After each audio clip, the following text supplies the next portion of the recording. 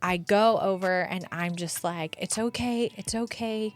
Like help is coming. And they're making this sound that I will never, ever forget.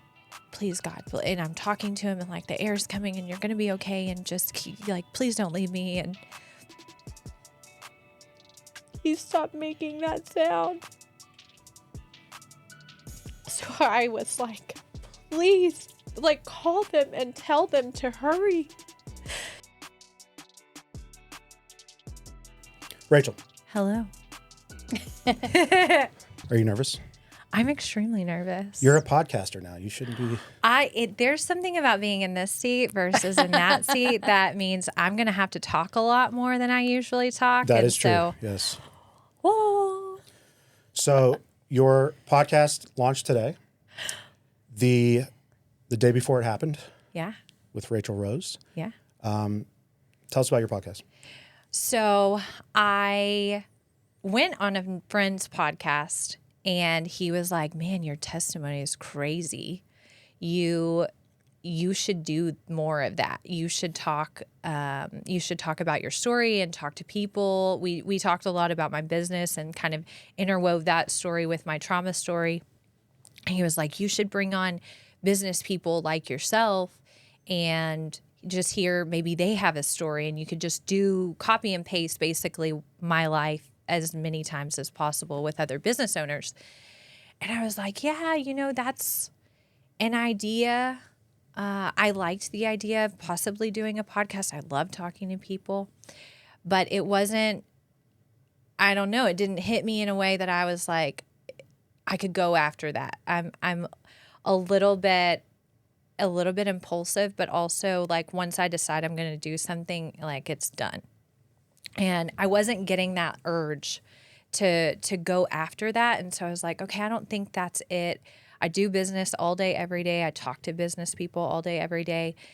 But weirdly, that wasn't the passion from that perspective. So I went into a gas station and I saw a woman who had suffered very bad burns all over her face and hands and arms. And I really, really, in that moment, like, would have loved to know her story and just speaks life and encouragement into her. She's at work, working hard, doing a job. And I was like, I love her. I love that.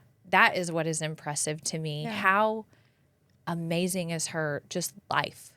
And so I got to thinking on it more and talking about it more. And I was like, I think that's it. I think that's what impresses me, is not how far you can get in business or how high you can climb in a corporation. It's the life stuff.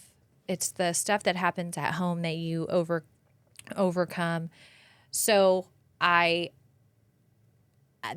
I had to ask myself, so you're going to go back into this woman's place of work and you don't know her, and you're going to ask her to come talk about it on a show, potentially videoed. I wasn't even sure at the time.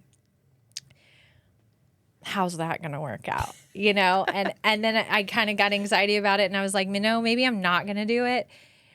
But it didn't, that whisper in my ear that this is the thing that you need to be doing, like it didn't stop. And that energy and that move forward that I naturally have, like it kicked in, and I knew that was the thing that I really, really wanted to do. So I went back and I ended up speaking with her, and she was like, absolutely, I would love to come on. And I was like, okay, if I can get her, a perfect stranger who has suffered the things that she has suffered, I can get anybody. Yeah, seriously. So I started reaching out and just talking about it in conversation with friends, and they knew people. Oh, you should get so-and-so, they've been through this and this happened to them. And do you remember that story from a couple of years ago and that shooting and all of these things?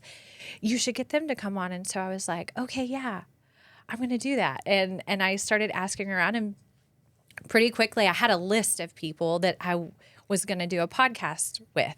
Yeah. But no podcast equipment.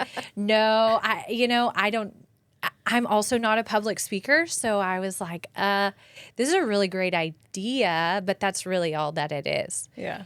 But now I've talked to these people, so I feel like I have a set amount of time before they're going to forget or change their mind or whatever it is. So I was like, I need to move on this.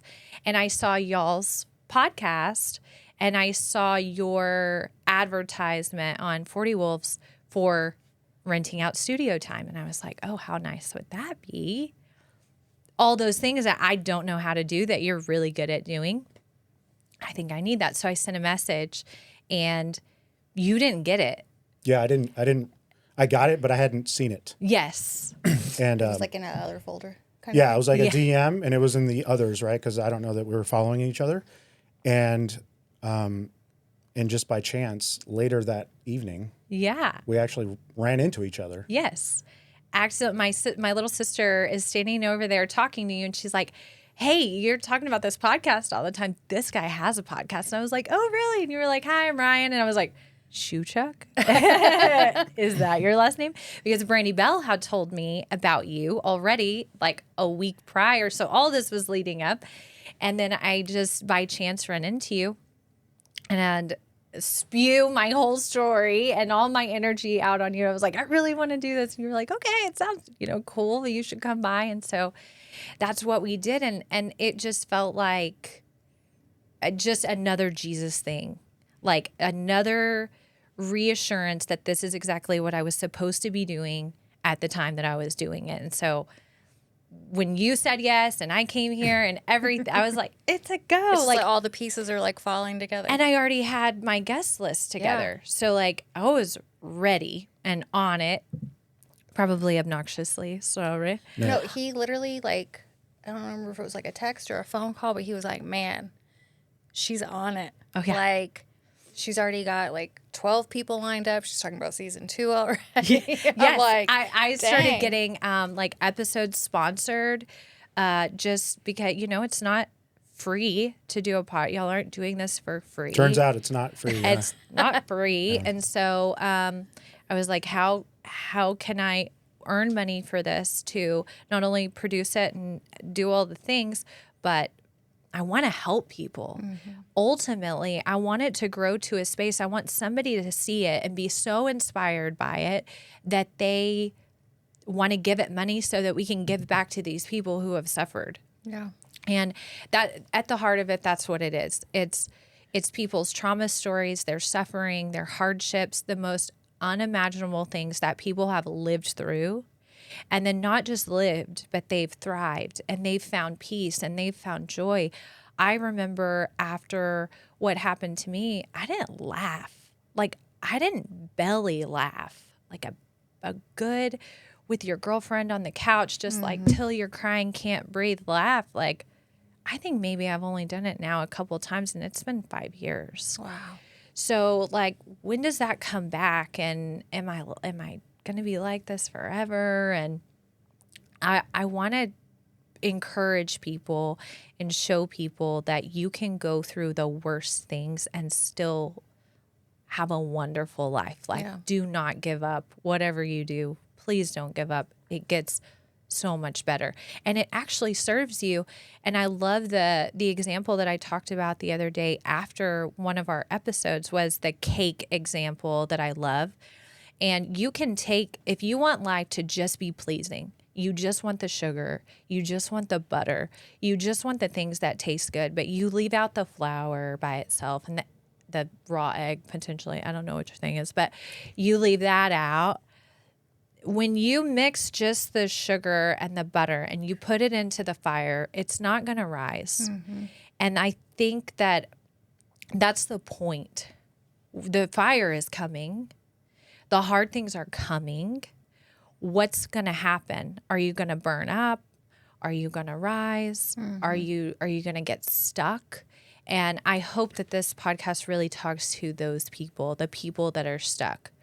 I remember being stuck and I didn't have that faith foundation that would have grounded me and kept me from whipping like a bag in the wind. Every single thing that happened to me and every single disappointment that came my way, it just swallowed me. Yeah.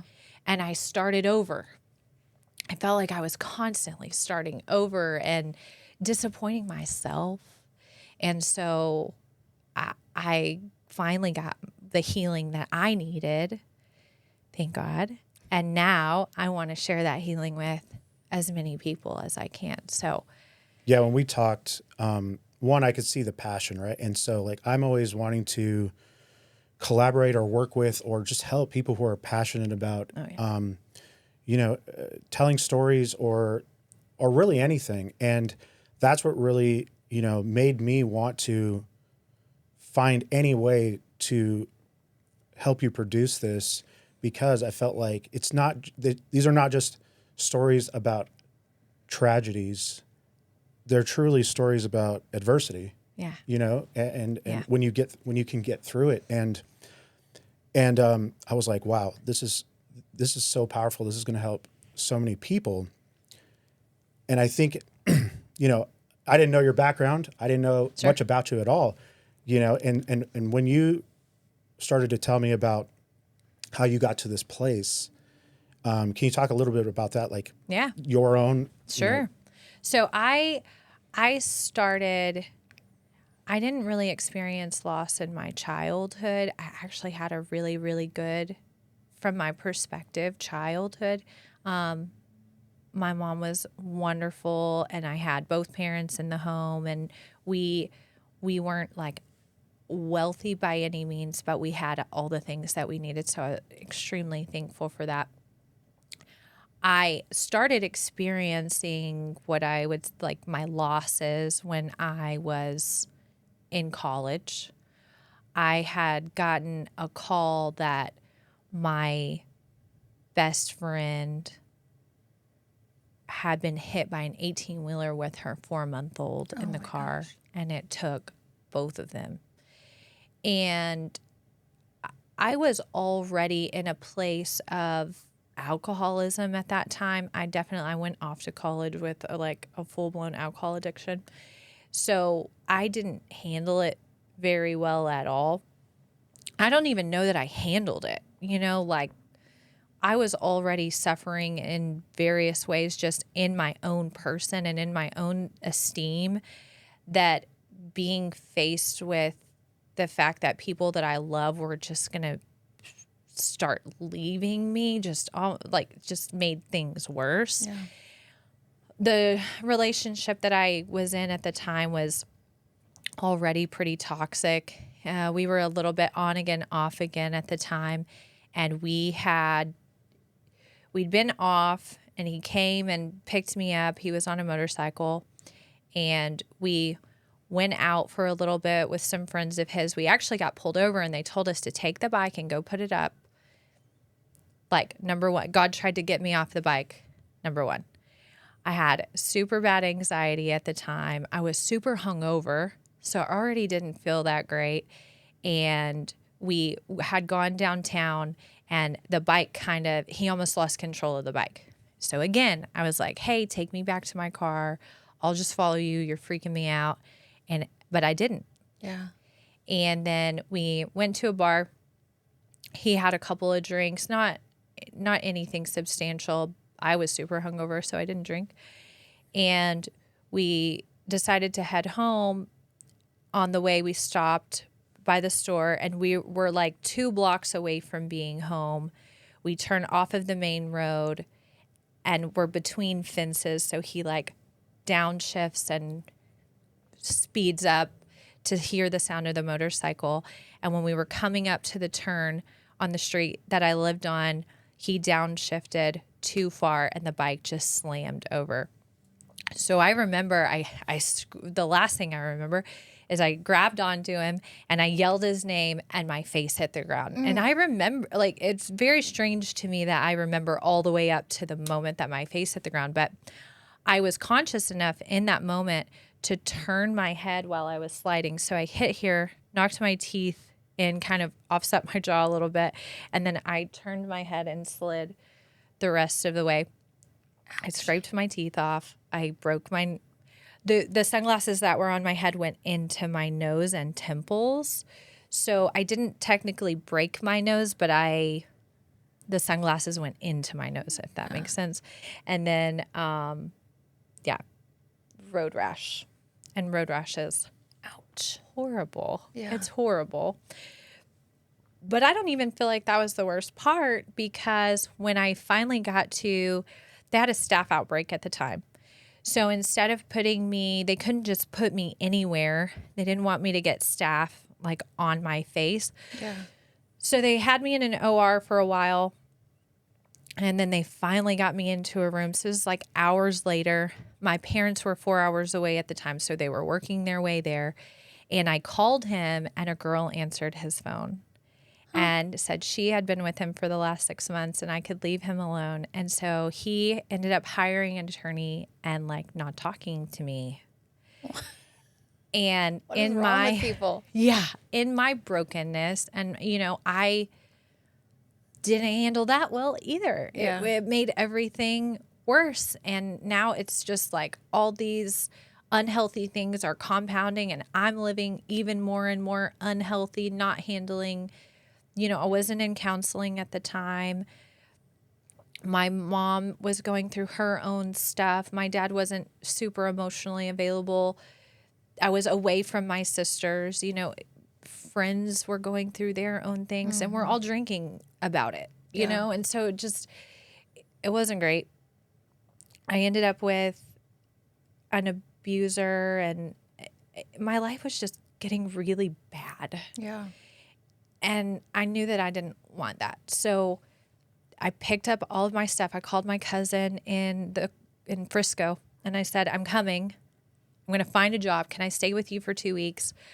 Luckily, my parents really instilled education. So the whole time that all of this is going on, like, I've gotten my Series 7. I graduated in finance with an investment emphasis. Like, on the surface, I'm looking really successful and things are going great. I passed my Series 7 on the first try. That's a hard test too. Yes. I got my insurance license. I was going to go be a financial advisor. And so all of it's like going good on the surface, but it's going really, really bad. So I come back, load up on all of my stuff, and I go to Frisco and I start over. This is not who I want to be. I go to work for a financial advising company. Didn't love that kind of glorified insurance sales thing. And then I moved into assisting a CFO at Vinci. So I was doing that, and I met this guy. And he was so wonderful and like considerate, which I had not experienced previously. And so I just loved it. And he was handsome, and it was so much fun. And I got new teeth, and things were on the up and up. And he was cheating on me the entire time. We got married. And the worst part about it to me is like, we had a really good relationship. Yeah.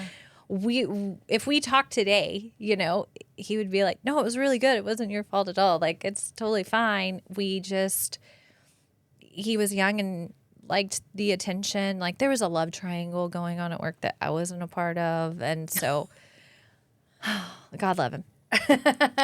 So I ended that relationship. And during that relationship, though, I lost my first pregnancy.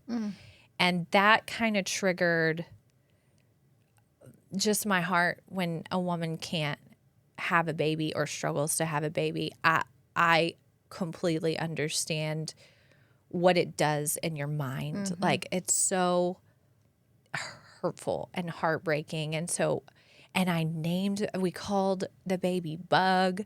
And so I learned all of these lessons, like, you don't tell people, and you do not give that baby a name, and all of these things, because golly. So I woke up, it was my birthday, and we bought onesies for everybody.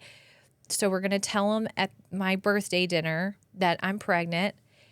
And it's the same year that they had that fertilizer plant explosion in Waco. Yeah. And we were living with two of the guys that my ex-husband worked for. They were living with us. And their dad was the fire captain in Dallas at the time that went missing during them saving the people in this explosion incident. And so their mom called and was like, you have to get home. They can't find your dad. So I woke up that morning bleeding, and I went to the doctor and I was miscarrying.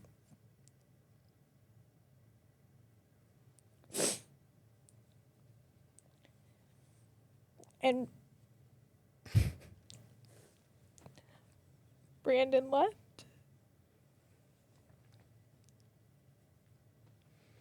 And I understand. It brought back up all the things. All the loss and feeling like I wasn't important enough to have somebody really be there for me when I really needed it. Like the motorcycle accident and just spiraling in college and all of those things.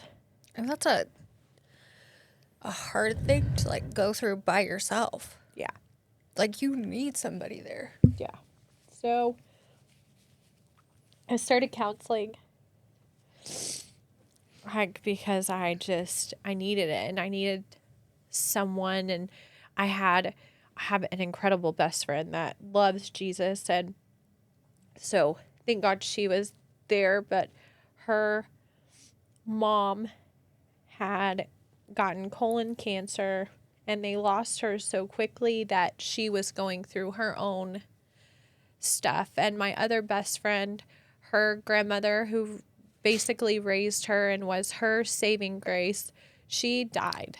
And so we were all at the same time suffering, all of us, and we didn't know what to do with it, and being there for each other was hard. And just like geographically, we weren't all in the same place. And so that was hard. So I divorced him and went back home, and, because we had to sell our house and the divorce and all the stuff. So I went back home just to like reset with this new like baby obsession. Mm-hmm.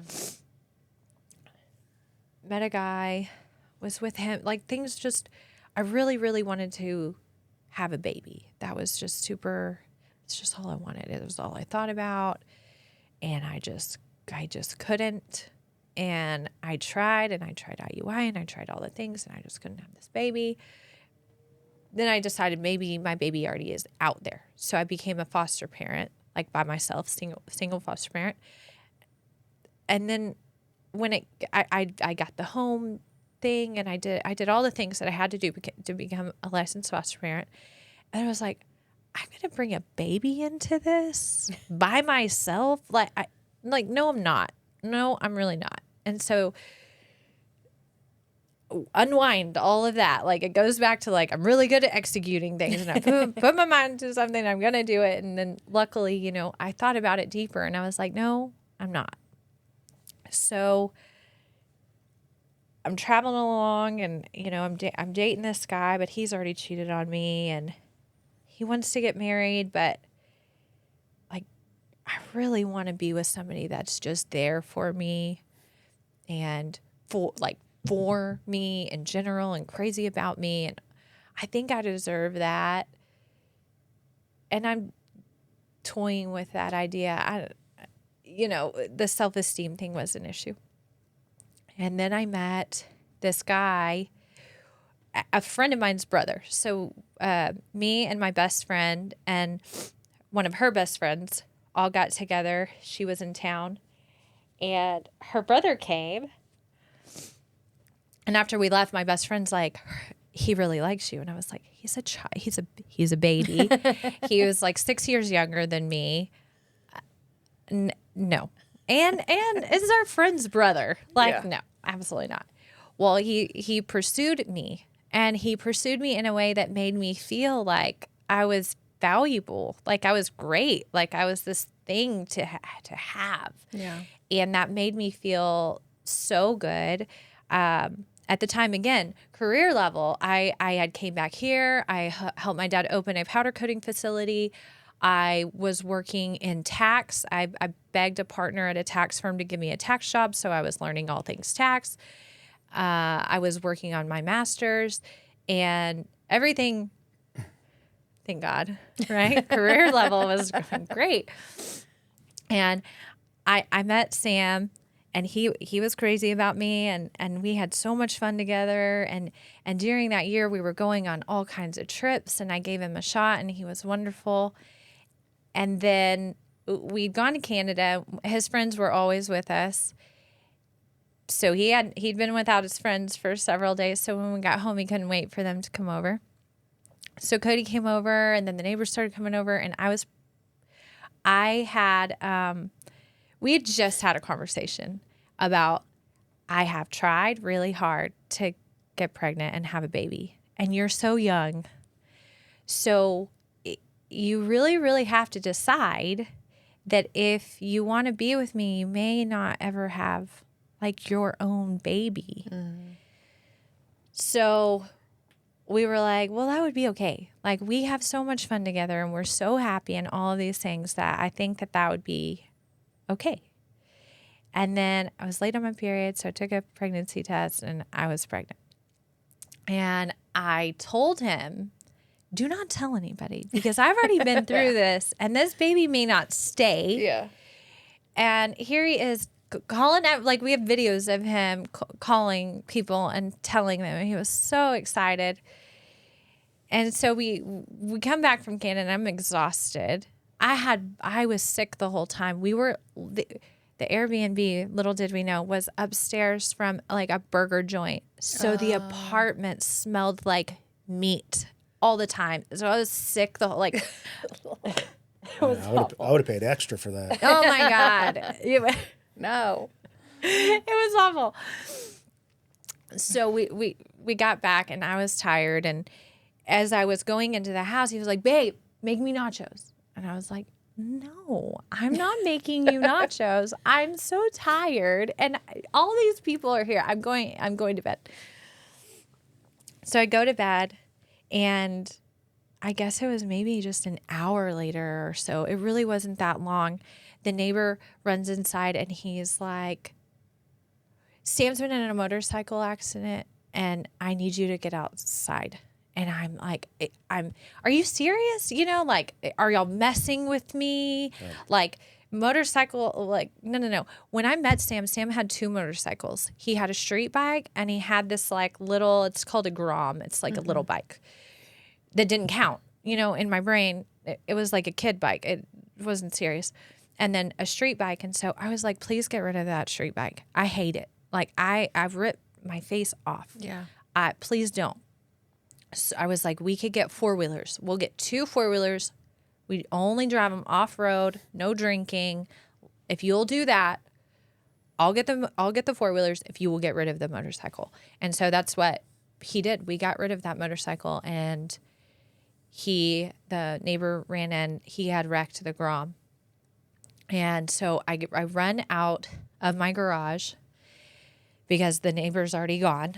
I get my shoes on, I run out the garage, and I'm looking, you know, there's a light blinking in the front yard to my left, so I run over to it.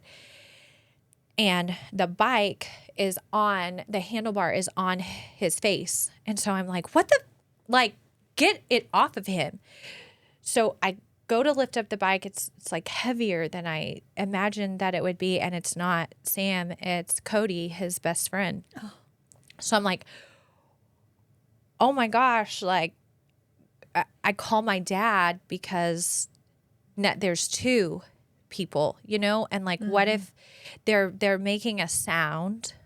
And so I'm like, if that sound stops, they're going to need CPR, and I can't do this by myself. And luckily my parents live 2 houses down. So I call my dad. I'm like, get over here.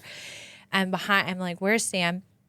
I turn around and he's behind me, and he's laying on the ground, and the fence is down, and they've wrecked into the pipe fence in front of our house. So I go over and I'm just like, it's okay. Like, help is coming. And they're making this sound that I will never, ever forget. It's not breathing, but it's not a death rattle either. Just something weird and in between. So I like reposition his body so that it just looks more comfortable. And we're just waiting on the ambulance. And that time of waiting is just awful. Mm-hmm. And they finally, the fire department gets there first. And so this woman is sitting with me. And, you know, maybe they knew something that I didn't. Like maybe they could tell just by looking at the situation that it was worse than I knew than it was. Mm-hmm. So I'm just sitting there just like waiting, like, please God. And I'm talking to him and like the air's coming and you're going to be okay. And just keep, like, please don't leave me. And that.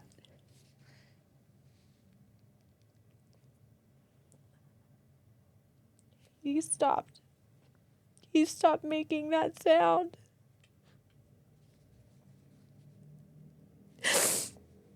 And I looked at the lady from the fire department and I'm like, do something. Like he stopped breathing. And she looked at me like, you know, like I don't know. And I was like, roll him on his side, roll him over. And so we rolled him over and he started making this sound again.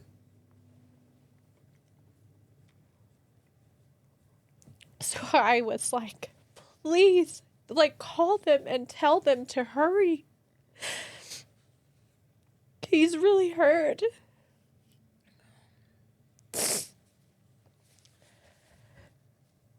So they pull up and it's only one ambulance. So they put Cody in and, like, again, I don't know if they knew something that I didn't know. Yeah. And in hindsight, they had to have, because he had a huge cut on down the middle of his hand. And looking back now, there wasn't any blood on that cut. And so I'm sure they knew then that he was bleeding internally. So I called his family and we all got to the hospital and we're all just waiting. And they split us up. They separated Cody's family and Sam's family, which I know now is just not a good thing. And so they came in and they told us that he was gone and that they tried everything.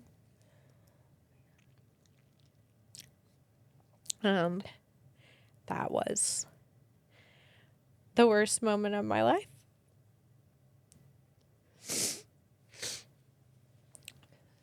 So I was really worried about the baby at that point. I didn't want to lose her. Also just dealing with all kinds of grief. Like, also didn't want to do it at all. Also didn't want to be here. Also just all the things, right? Yeah. All the things come back now. All the disappointment. Mm-hmm. Screw this place, man. Like, it's one thing after another. This is never going to stop happening to me. I'm going to lose everybody that I love.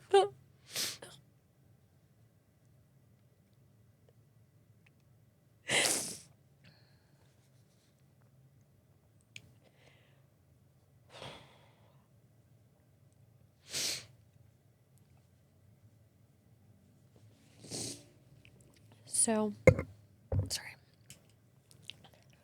No, I'm sorry.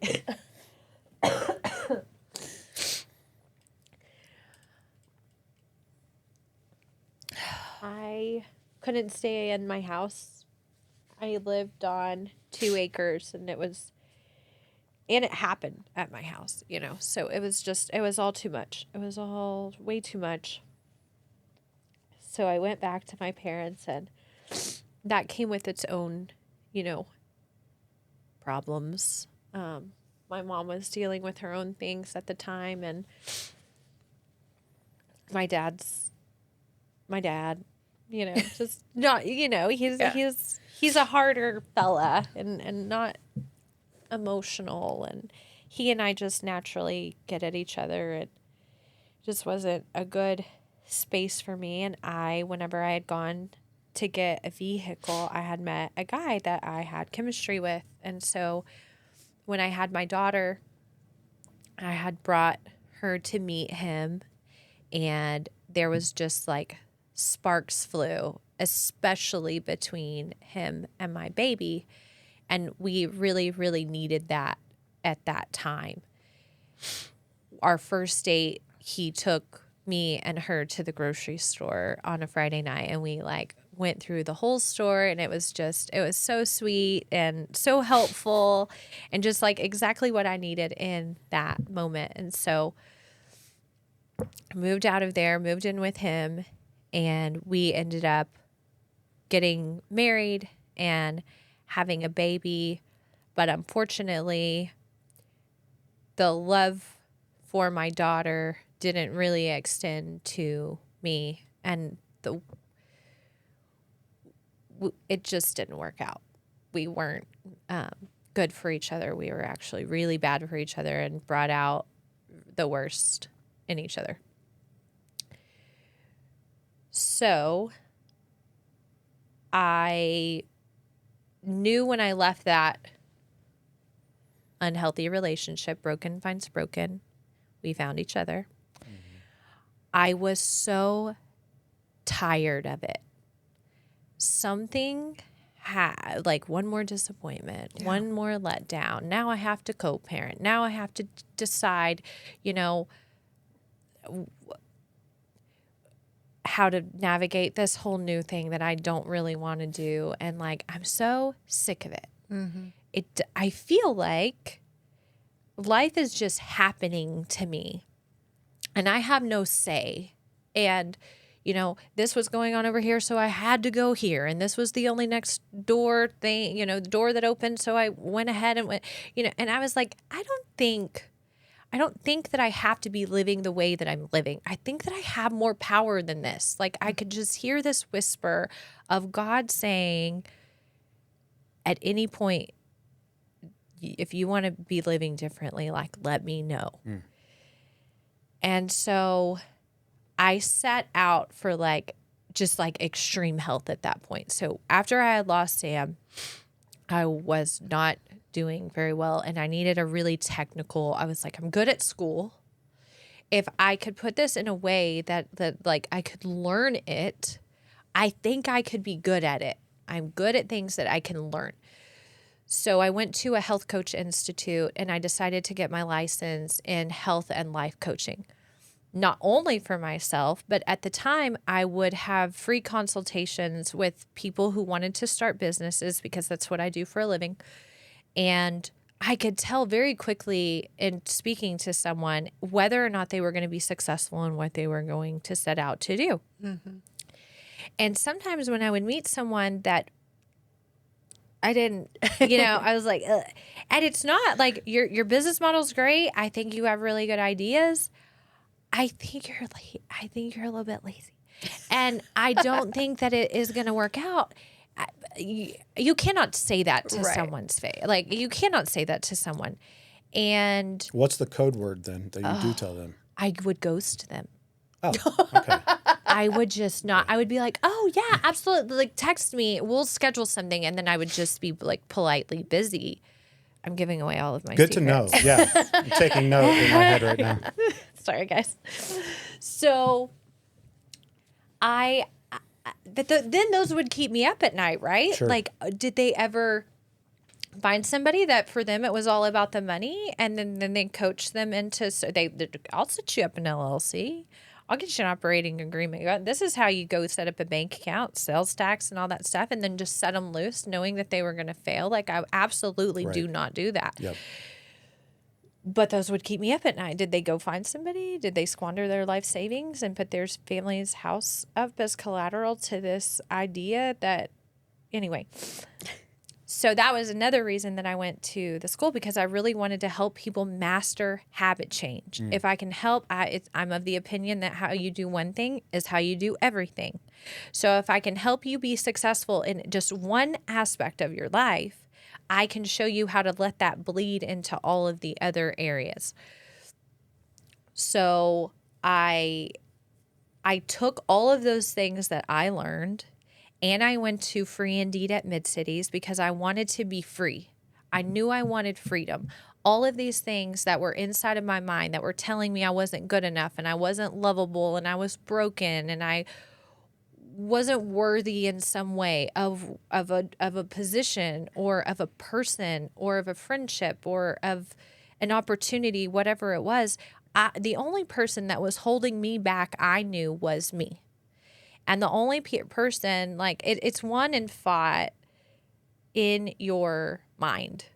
So I had to figure out how to change this, like really, really how to rewire when something came, when disappointment came. How do I not be angry? When disappointment comes, how do I not be let down and depressed and sad?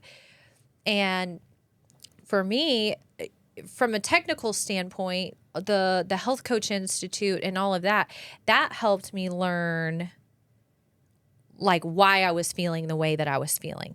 Okay. Awesome. Okay, so now we've identified it. We've given it a name. You know, it's a coping window. You need to broaden your coping window, and your boundaryless, and your self-esteem is lower than it should be. Okay, how do I fix all of those things? The self-care. Well, like what do you mean? Self-care in a way that it's going to grow your self-esteem? I don't know. Or just like rest will just naturally grow it. I don't know. It was just all very too abstract. I need 2 + 2 is 4 because that's the way that I learned. It's very black and white. The faith aspect is what actually gave me all of the answers to the things. So what do you do when disappointment comes? You thank God that door closed because that wasn't for you. You weren't meant for that. God has something else coming, and it's not that thing. So when things don't work out for me, or a door closes or a no comes, I know for sure that isn't for me.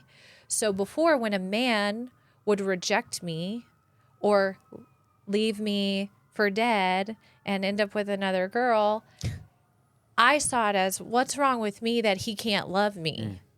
Not, hey, God's trying to protect you from this because that's not for you. That's not what he called you to. So it just, retraining my mind, honestly, to a place of gratitude that when things don't go my way, all I say is thank you. If I'm running late, thank you that I may have missed something, or I don't know, maybe it's going to trigger a conversation that we're going to have. It gave y'all 2 more minutes to have a conversation and you thought of something that you wanted to ask me. I don't know what it is. Yeah. But everything is going to work out the way that it should. And that takes so much pressure off of you. You don't have to stress literally about anything. Yeah. What's coming is coming because that's what I want for myself. And that's what God wants for me. So I took back power. I have all the power. I have all the say who gets to be. And people who violate your boundaries, right? People who hurt you and let you down and use you and all of these things. The consequence to violating my boundaries is access to me. Yeah. But of what value was access when I didn't believe that I was worthy of anything? So I had to come to the understanding that I have worth because I am a good person who pours out on people, who loves people. You strip away my job, you strip away my mom title and my relationship title. Like, who am I just by myself as I sit? I'm a person that loves Jesus, that loves other people, that loves encouraging other people, being kind to people. That fills my heart up. I feel like it fills other people's hearts up. I like to encourage and motivate people into being their best selves too. So you could take every single thing away from me right now and I would still be doing this. Yeah. So you really can't strip me of my identity. And that's valuable. What I do for myself and for other people, there's value in that. So now I understand my worth, and that allows me to now have these boundaries that, hey, if you can't operate in this, then you don't have access to me. And that's a big deal. Yeah. Why didn't I know this the whole time? Why didn't someone tell me this when I was little? And, because nobody told them. Yeah. And nobody told them and nobody told them. Right. So that is why I'm doing what I'm doing. I want to tell you how valuable you are. I want to help show you and prove to you that you have gifts, God-given gifts that cannot be taken away from you inside there that maybe are hiding under all these lies that other people have spoken over you, that you have spoken over yourself. You know, sometimes our biggest enemy is our own internal narrative. Absolutely. Stop scenarioing. Yeah. I don't care what scenario it is. If it is negative in any way, shape, or form, cut it out. You only scenario you winning. You only scenario things working out, going your way. That, like, it changed my whole life. All of those things just changed my whole entire life. And now I have to tell everybody. I have to tell everybody. I can't wait. I can't wait to tell everybody. So that's why I'm doing the podcast, because I want people to come on and I want them to tell their trauma stories. And the worst, most awful things can happen to you. And you can totally be okay. Yeah. And you can smile on the other end like you're doing. Yes, you need to know. And life can have purpose and passion and joy and peace. I do not walk through a door if it is not peace. And that's so powerful too. Yeah. Like, what does that mean? What do you mean? How do I integrate that into my own life? Let me show you. Yeah. Let me tell you. I love it. That's just what I want to do all day. Yeah, this is I feel like the first thing I'm going to do after this is go buy stock in Kleenex. Right. Kleenex did not sponsor this episode. But they should. They could, and then though, we're if you going to go wanted to to reach Sam's. And we're going to buy a pallet. Yes. And this is what you're doing every episode, though. I mean, this is they're very powerful stories. They are very traumatic, but by the end of the episode, you know what I mean. You can see that the courage comes through. You can see that relief. You can see the, you know, I'm not going to say like the bright side or anything like that, but I mean, you can definitely see that people are still in pain and they're going to continue to be in pain, but your entire life is just not over and nothing but pain. Yeah. I mean, I spent so much time, you know, I was good at the school thing and the work thing. So I would just fill my plate as full as I possibly could so I didn't have to feel anything. You know, going into a bank and managing an accounting department doesn't take any emotion at all. Reconciling the books and making sure payroll's done, like, there's no emotion in that. I could sit in my office all day long, not speak to anybody else, and just pour myself into my work. And that's what I did. I just numbed that. That was my work, was my drug of choice. Awesome, it makes money, thank God. But it could have been alcohol. Right. Yeah. And it could have been all other kind. And for a lot of people, it is drugs and alcohol and sex and all of these things. So we got to find the healthy. And I had to find the healthy. I had to find the balance. Life always has a way of finding balance. And it might not be the kind of balance that you want, you know? So make it healthy, ground yourself, find your roots, find your community, find your support. If it's not mom and dad because you didn't have mom and dad, then find a church group. The faith aspect of it for me was I could not have done it without my faith. I could not have done it without Jesus. I couldn't have done it without Free Indeed. The healing aspect of it was just first and foremost. So I hope that through doing my podcast, that's what I can deliver to people, is hope and faith and joy and peace.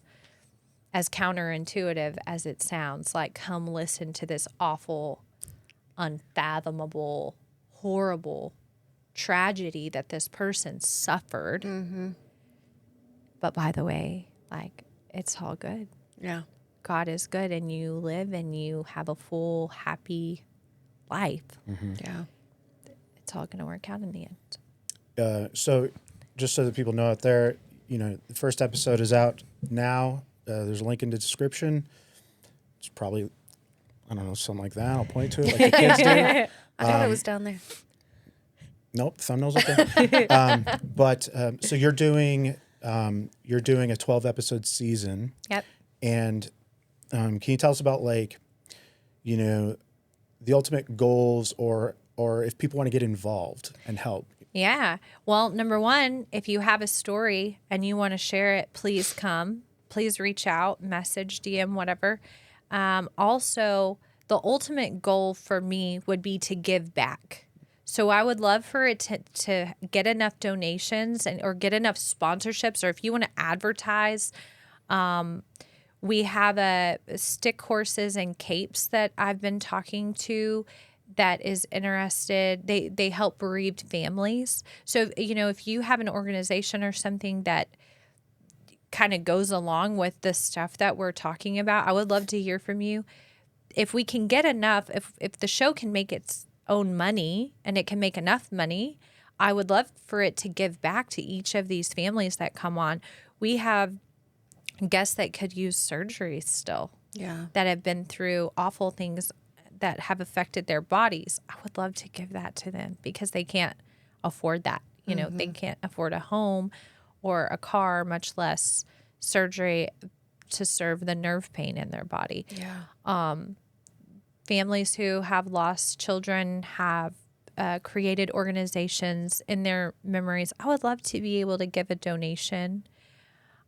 I would also just like to surprise them with things that would make their life better. I have a free community page. It's called Free for People in Need in the Permian Basin. It has about 10,000 members who are people who are called to serve, that are matched with people who are in need of something.